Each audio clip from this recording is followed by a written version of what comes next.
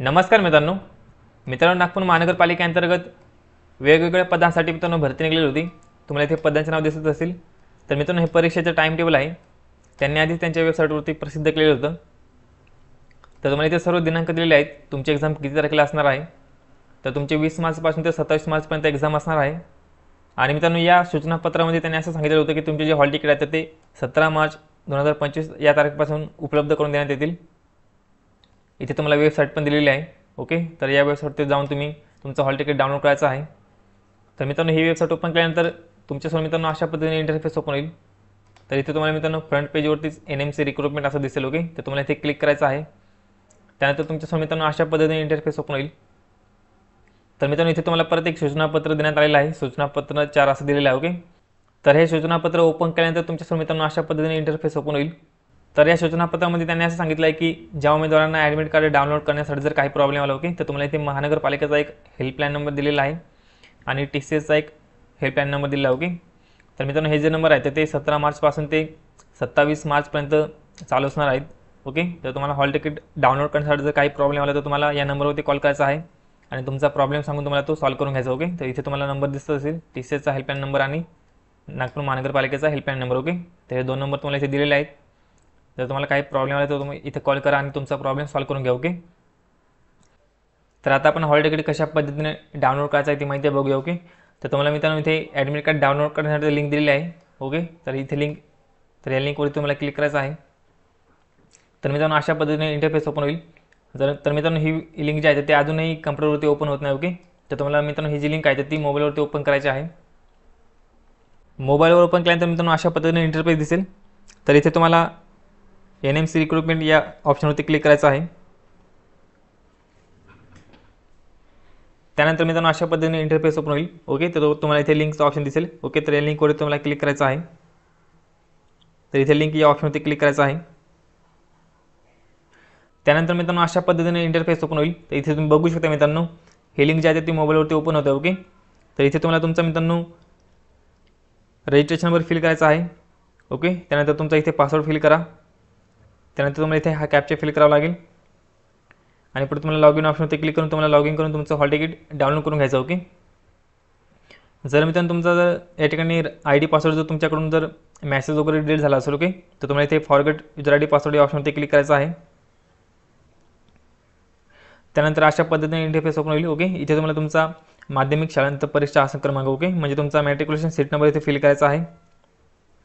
त्यानंतर इथे हा कॅप्चा दिला हा कॅप्चा फिल करा आणि पुढे तुम्हाला या ठिकाणी फॉरगेट युजर ID पासवर्ड या ऑप्शनवरती क्लिक करायचं. ओके, त्यानंतर तुमच्या मेल IDला मित्रांनो मेसेज येऊन जाईल तुमच्या ID आणि पासवर्डचा. ओके, त्यानंतर तुम्ही इथे लॉग इन करून तुम्ही इथे तुमचं हॉल तिकीट डाउनलोड करू शकता. ओके, तर मित्रांनो अशा पद्धतीने तुम्हाला तुमचं हॉल तिकीट डाउनलोड करायचं आहे.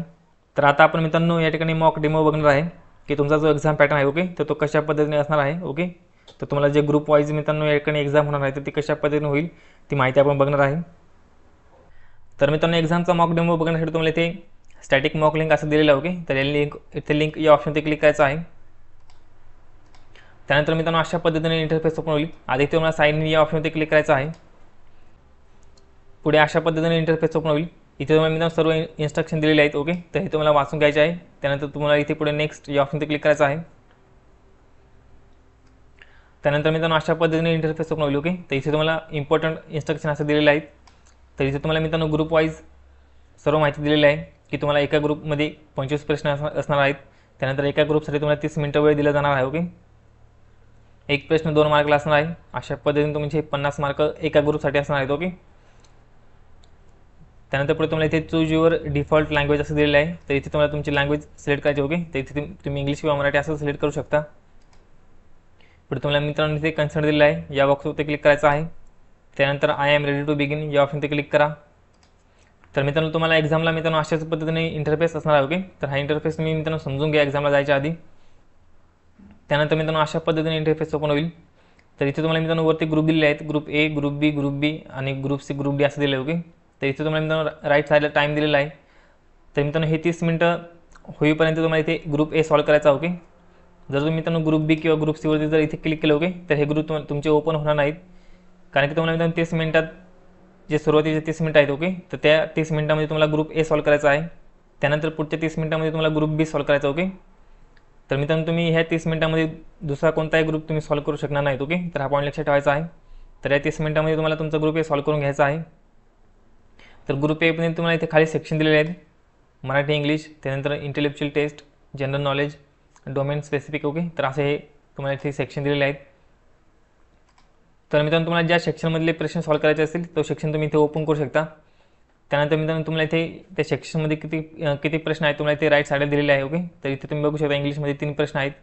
त्यानंतर मराठी सेक्शनमध्ये इथे तुम्हाला 4 प्रश्न दिलेले आहेत. त्याच पद्धतीने इथे जनरल नॉलेज जर तुम्ही ओपन केले, ओके, तर इथे 4 आहेत. त्यानंतर डोमेन स्पेसिफिक इथे 10 प्रश्न आहेत. ओके, तर तुम्हाला जो प्रश्न सॉल्व्ह करायचा असेल त्याच्यावर तुम्ही इथे क्लिक करू शकता. तुम्ही डायरेक्ट त्या प्रश्नावरती येऊन जाल. ओके, तर इथे तुम्ही बघू शकता क्वेश्चन नंबर 7 इथे ओपन झालेला आहे.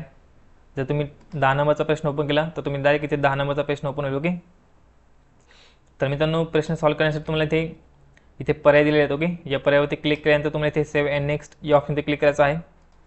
तर इथे तुम्ही बघू शकता मित्रांनो 2 नंबरचा प्रश्न ग्रीन झालेला आहे.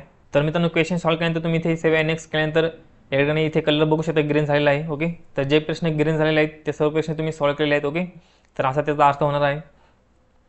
जर तुम्ही मित्रांनो एखादा प्रश्न सॉल्व्ह केला, ओके, आणि तुम्हाला जर वाटत असेल की हा प्रश्न तुम्हाला सॉल्व्ह करायचा नाही, ओके, तुम्हाला इथे क्लिअर रिस्पॉन्स या ऑप्शनवरती क्लिक करायचा आहे. त्यानंतर तुमचा ऑप्शन आहे तो निघून जाईल. ओके, तर अशा पद्धतीने ही सर्व माहिती आहे. तर मित्रांनो हे डेमो तुम्ही सर्व बघून घ्या. तर अशा पद्धतीने आपण ही सर्व माहिती बघितलेली आहे. तर तुम्ही मित्रांनो हा डेमो एकदा ओपन करून बघा. ओके, तर मित्रांनो आय होप तुम्हाला सर्व पॉईंट व्यवस्थित समजले असतील. मित्रांनो आपल्या चॅनल जर पहिल्यांदा आला असेल तर आपल्या चॅनलला सबस्क्राईब करून ठेवा. तुम्हाला असेच नवीन व्हिडिओज आपल्या चॅनलवरती भेटत असतात. तर चला मित्रांनो भेटूया पुढच्या व्हिडिओमध्ये. धन्यवाद.